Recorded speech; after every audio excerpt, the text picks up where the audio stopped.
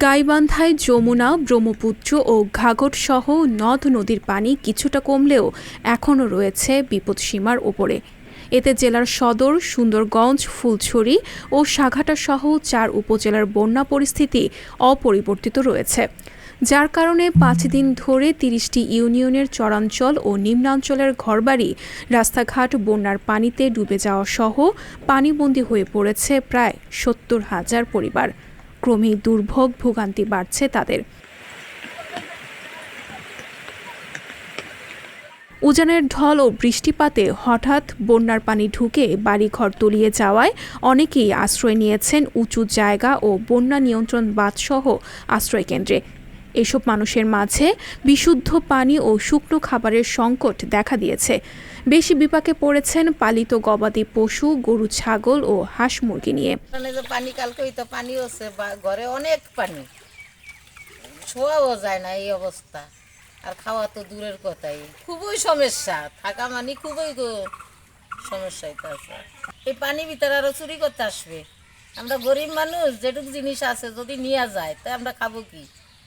আমার নাই স্বামী, আরো চলাফেরা খুবই কষ্ট। তারপরে খুব অভাবের মধ্যে পড়িয়েছি আমরা, কোনো ইয়ে নেই, খাদ্য খাওয়া আনবে পাইনি। তারপরে আমরা তো সব ভাসিয়ে গেছে। এখন পর্যন্ত কোনো ত্রাণের দিছে কি? কিছু করে নেই।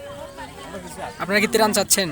এখন তো দিলে তো সুবিধা হলে না, গরিব মানুষ দিলে তো সুবিধা হলে না। এদিকে বন্যা কবলিত এলাকার শিক্ষা প্রতিষ্ঠানগুলোর ভেতরে পানি ওঠায় ইতোমধ্যে সদর উপজেলার ১৭টি, ফুলছড়িতে ১৪টি, সাঘাটায় ২১টি ও সুন্দরগঞ্জ উপজেলায় ১১টি সহ জেলার মোট ৭০টি প্রাথমিক বিদ্যালয়ে পাঠদান কার্যক্রম বন্ধ রয়েছে। এছাড়া ৭টি মাধ্যমিক বিদ্যালয় এবং ৩টি দাখিল মাদ্রাসার শিক্ষা কার্যক্রমও বন্ধ ঘোষণা করেছে সংশ্লিষ্ট শিক্ষা বিভাগ।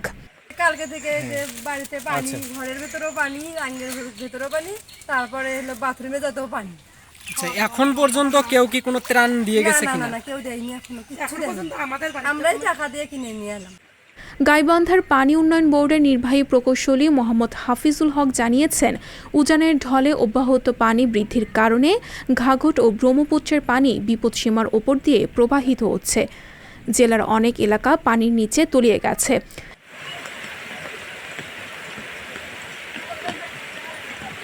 ভারপ্রাপ্ত জেলা ত্রাণ কর্মকর্তা জুয়েল মিয়া জানিয়েছেন, বন্যা কবলিতদের জন্য ৩,০৫০ প্যাকেট শুকনা খাবার, ১৬৫ মেট্রিক টন চাল বরাদ্দ দেওয়া হয়েছে। ইতোমধ্যে বিতরণও শুরু হয়েছে।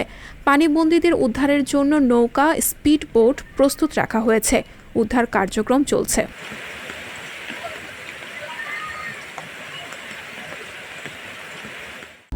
সংবাদ, ফিচার ও অনুষ্ঠানের জন্য ভিজিট করুন সংবাদ প্রকাশের ওয়েবসাইট এবং যুক্ত থাকুন ফেসবুক পেজ ও ইউটিউব চ্যানেলের সঙ্গে।